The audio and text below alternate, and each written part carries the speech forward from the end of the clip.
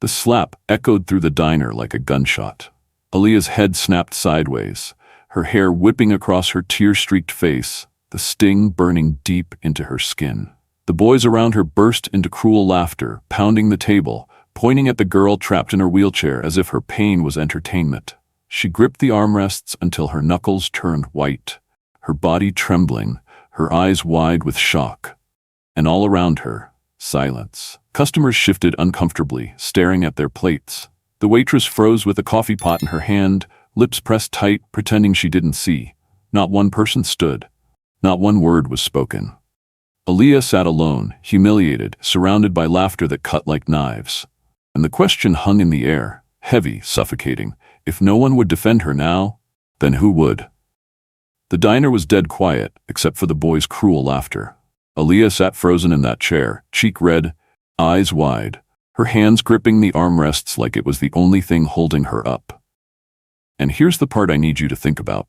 If you had been there, sitting at that counter with a plate of pancakes in front of you, what would you have done? Real quick, tell me in the comments. Where are you watching this from? New York, Atlanta, Houston, maybe LA? Drop your city down below, and be honest with me. If you were sitting in that diner, watching this go down, would you have stepped in? Or would you have stayed quiet, just like everyone else did? The diner sat on the corner of Main Street in Dayton, Ohio. All chrome tables, red leather booths, and a neon sign that buzzed outside like it was fighting to stay alive. The air carried the heavy smell of bacon grease, fried onions, and strong coffee. The kind of scent that clung to your clothes long after you left. For most people, it was just another pit stop. For Aaliyah, it was more than that. This place felt like the only corner of the world where she wasn't constantly reminded of everything she'd lost. 16 years old, bound to a wheelchair that creaked with every turn of its wheels. A car accident in Detroit had stolen more than her ability to walk.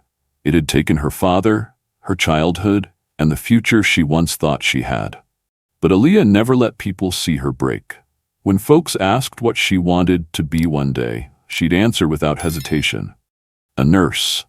And when they gave her that pity look, she'd add with a grin, if I can't run into the room, I'll roll in and still save somebody. It always got a laugh.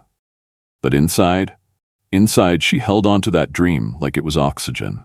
Her mama worked double shifts at the hospital back in Detroit before moving them here, trying to escape the memories and the bills that stacked like bricks on their kitchen table. Nights when dinner was just noodles and butter. Mornings when the power bill warning slipped under their door. That's why Aaliyah came to this diner so often. Not for the food, though she loved the fries, but because here, for an hour, she could pretend she wasn't just the girl in the chair. She could be Aaliyah. Just Aaliyah. But that night, the one she thought was just another quiet evening, the safety of this place shattered. Her tray rattled on the table as the boys crowded in around her booth. Their shadows fell over her, tall and cocky in their hoodies and varsity jackets. Travis, the quarterback every teacher doted on, leaned in close, his breath reeking of soda and cheap gum. What you even doing here? He sneered. Aaliyah kept her voice calm, steady, even though her heart raced. Same thing you are. Eating. One of his friends snorted. Eating? Girl, you're just taking up space. Another slapped the back of her chair, making it jolt. The squeak of the wheels echoed in the silence of the diner. She straightened her jacket, the sleeves were a little too long, thrift store wear, and lifted her chin. Why don't you just leave me alone? The words were soft, but they carried weight. The boys laughed louder, feeding off each other's cruelty. What you gonna do if we don't? Travis smirked, leaning back like he already owned the room. Then, without warning, his hand shot across the table. The slap cracked through the diner like thunder. Her head snapped to the side, hair flying, cheeks stinging red. The tray rattled again, and all around them, silence. The waitress froze mid-step, gripping her coffee pot like it was glued to her hand. A trucker in the back lowered his eyes to his plate. An old couple by the window looked away, whispering. Not one person stood. Not one person said, stop. And that was the part that cut deepest. Not just the slap, not just the laughter, but the betrayal of a place that was supposed to be safe. Aaliyah's voice shook as she whispered, why are y'all doing this to me? Travis leaned in, smirk stretching wider. Because you can't stop us. His friends howled, pounding the table, egging him on like it was all a game. 16 years old, strapped to a squeaky chair, surrounded by laughter that sliced through her like knives. Aaliyah's dream of becoming a nurse, her mama's long hours, her strength to hold it together day after day, none of it mattered to them. To them, she was just an easy target. And in that moment, humiliated and cornered, Aaliyah realized the most painful truth of all. She was alone. Or at least, that's what they thought. Travis didn't stop with that slap. No, he leaned in closer, smirk curling at the edge of his mouth, eyes locked on Aaliyah like she was prey. "Look at her," he sneered, loud enough for the whole diner to hear. "Sitting here like she's one of us." His friends burst out laughing, one of them slamming his fist against the booth, another tossing a fry at her tray. The sound of their laughter filled the room, heavy, cruel, and endless. Aaliyah's hands tightened on the armrests, her voice trembling but steady. "Leave me alone." She didn't shout, she didn't beg, she just said it plain, as if daring them. That only made them laugh harder. One boy leaned over the booth, inches from her face. "Or what? You gonna run after us?" The group roared, slapping each other on the back like it was the funniest joke they'd ever heard. The waitress took a step forward, but Travis cut his eyes toward her, smirk still plastered on his face. "Sit this one out, lady. We're just having fun." She froze, her knuckles whitening on the handle of the coffee pot. The trucker in the back shifted, his fork scraping against the plate, but he said nothing. Everyone was waiting for someone else to move, someone else to speak. And no one did. Travis shoved her tray, spilling fries and ketchup across the table, the red streaking like blood against the chrome. "Come on, say something," he taunted, voice rising with each word. Aaliyah's jaw tightened, eyes glistening but locked straight on him. For a moment, the laughter stalled, the boys thrown off by the fact she still hadn't broken. And that's when it happened. The moment that set everything in motion. The diner door creaked, its tiny bell chiming. Heads turned, just for a second, and that sound, that simple sound of a door opening, was about to change the entire night. The diner door swung wide, the bell above it jingling sharp against the silence. Heavy boots thudded on the tile floor, steady, unhurried, like thunder rolling closer. Black leather vests, patches worn and scarred, caught the dull glow of the diner lights. The Iron Titans MC had just stepped inside. At the front was their leader, Bear, 6'4", bald head shining under the light, arms thick and tattooed with old military ink. His voice carried gravel when he spoke, but right now he didn't say a word. He didn't have to. The whole diner shifted, watching them take up the space like they owned it. Travis leaned back in the booth, smirk curling, trying to play it cool. He nudged his buddy and laughed. "Look at this. Old men in leather. What, you gonna save her?" His friends chuckled, one whispering, "Yeah, must have taken a wrong turn from the retirement home." They all laughed like hyenas, but their eyes darted quick, restless as the bikers spread across the room. Bear's gaze landed on Aaliyah. Her cheek was red, eyes glassy, tray still scattered with cold fries and ketchup. His fists tightened at his sides, the leather of his gloves creaking. He looked at Travis, and the air in that diner shifted. Heavy, dangerous. Finally, Bear's voice cut through the room, low and steady. "Son, you just made the biggest mistake of your life." The laughter died, quick, sharp. Travis tried to chuckle again, but it came out thin. "Man, don't you got somewhere else to be?" he muttered, but his voice cracked on the last word. His buddy whispered, "Yo, chill. Don't push it." Bear took one slow step forward, boots hitting the tile like a drumbeat. Another biker, Rico, spoke up from behind him, his tone calm but cold. "We don't like bullies. Never have."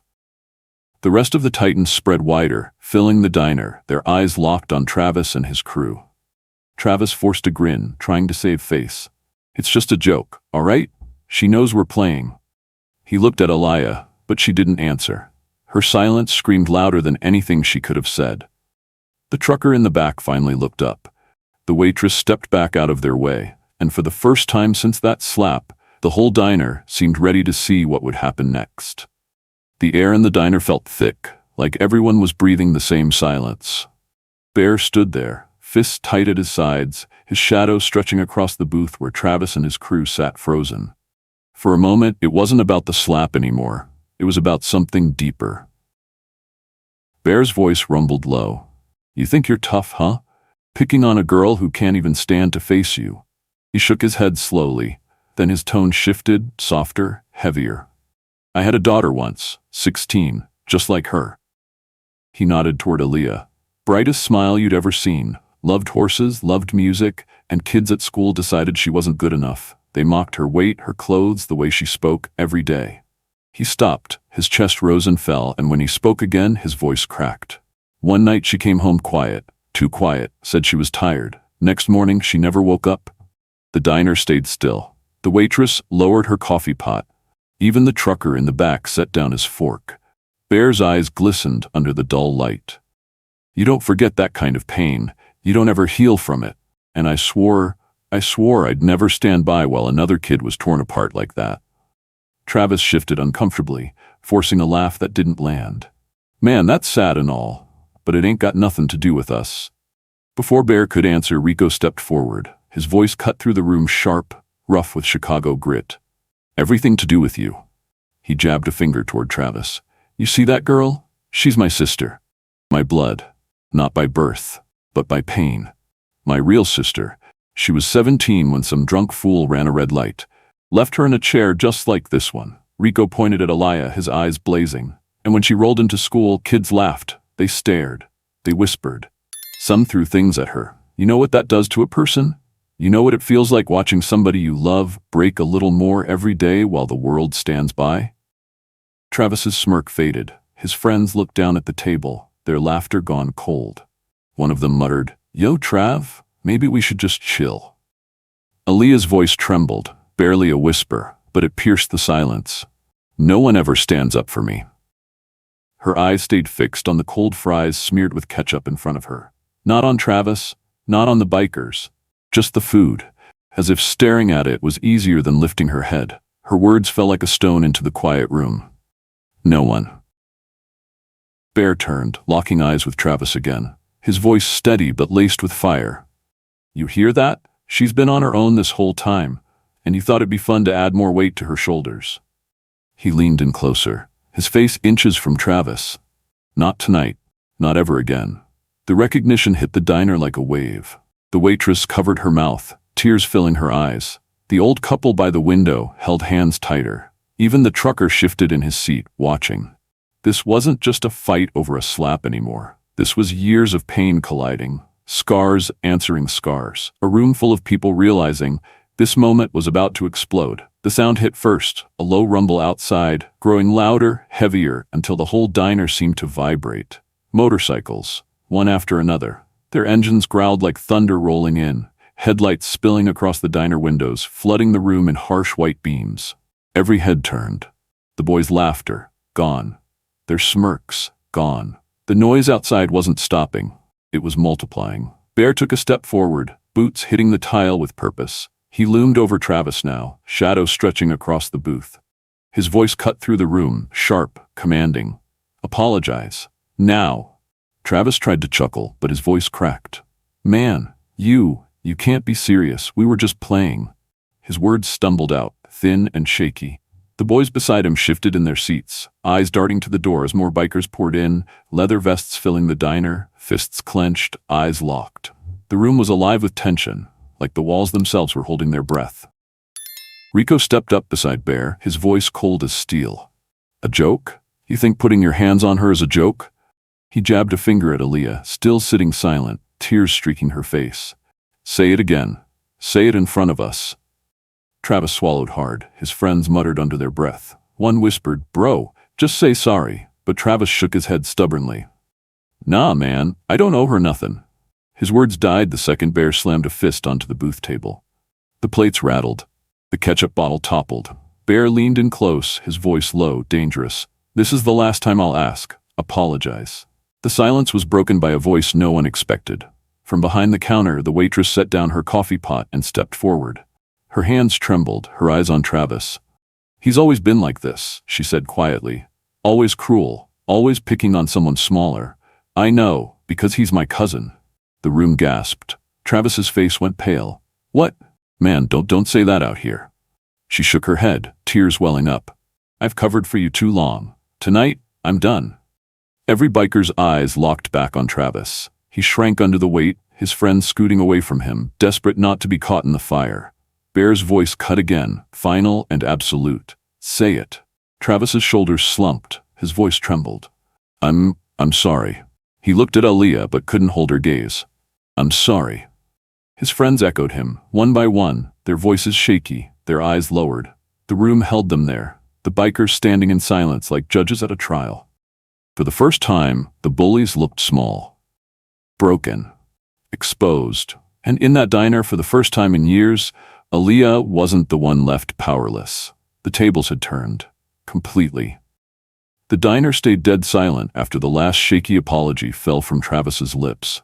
Bear didn't even answer right away. He just stood there, glaring down at him, letting the weight of his presence crush every ounce of bravado left in that booth. Finally, he jerked his chin toward the door. Get out. Rico added, his voice sharp, and don't even think about coming back here. Another biker slammed his palm on the counter. Move it. The boys scrambled out of the booth. Travis tried to act like he was still in control, muttering, Man, this is stupid. But his legs shook as he pushed past his friends. They shoved each other on the way out, heads low, sneakers squeaking on the tile. The bell over the door jingled one last time as they vanished into the night. The room let out a breath, like it had been holding it for too long. The waitress, still standing frozen by the counter, spoke first. Her voice was soft, but it carried. They're not welcome here anymore. Not after tonight. She wiped her hands on her apron, shaking her head at the shame of it all. The old couple by the window nodded in quiet agreement. The trucker muttered, Good riddance. Bear turned away from the door and crouched down in front of Aaliyah. For the first time all night, his tone shifted, warm and gentle. You okay, sweetheart? His massive frame dwarfed her, but his eyes held nothing but concern.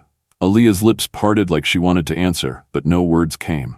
Her chest rose and fell, her hands trembling lightly on the armrests of her chair. Rico stepped closer. Get her some food, he said firmly. Fresh plate. Huh. One of the bikers raised his hand, calling toward the kitchen. Double order, whatever she wants. Put dessert on it, too. The waitress nodded quickly and rushed off. Within minutes, a steaming plate landed in front of Aaliyah. Burger stacked high, fries golden, a slice of warm pie on the side. The smell filled the booth. She stared at it, stunned, as if she couldn't believe it was for her. She whispered, her voice breaking, No one's ever protected me like that before. Bear leaned in, steady as stone. Your family now? You hear me? He rested a hand on the table, his voice carrying the weight of a promise. Nobody touches you again, not while we're breathing. Rico added, softer now, his usual grit turned to steel compassion. And if they try, they'll find out what happens when you mess with our own. The other bikers murmured in agreement, one patting her shoulder gently, another nodding at her like a silent vow. The protection wrapped around her like armor she'd never had before. Aaliyah's eyes welled. Her voice trembled as she looked at them, not the food, not the floor, but them. Thank you. 2 words, but they landed heavy, shaking the whole diner more than Travis's slap ever could. The trucker lifted his mug in her direction. The old man by the window reached across to squeeze his wife's hand, their faces soft with relief. Even the waitress, standing near the counter, wiped tears from her cheeks with the corner of her apron. Bear stood again, towering, his voice carrying across every corner of that room.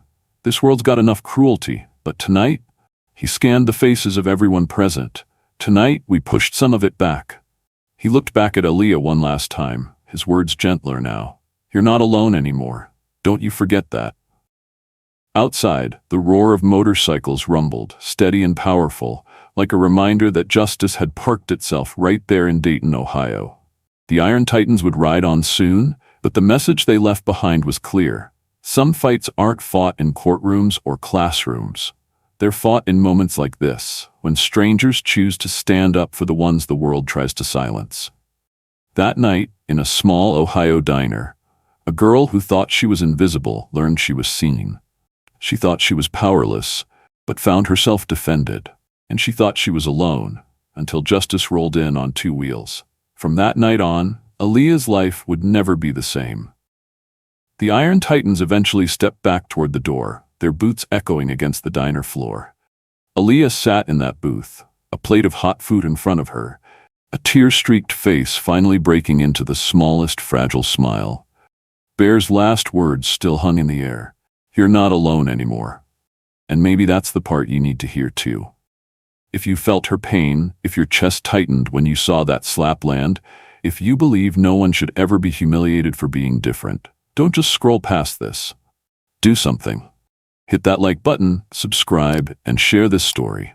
Because somewhere out there tonight, another Aaliyah is sitting in a diner, holding back tears, waiting for someone to stand up for her. Be that someone.